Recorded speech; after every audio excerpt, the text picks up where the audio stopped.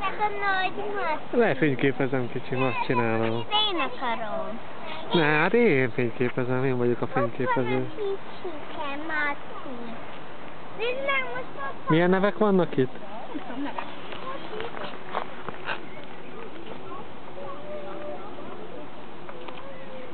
Szerintem hát akik patronálták itt ezt az egészet, bár elég sok név van.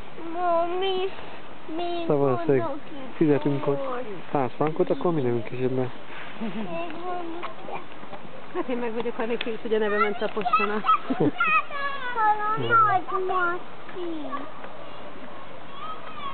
Hát le tudunk menni a lépcsőn, és így körbe. Persze, majd nézzük.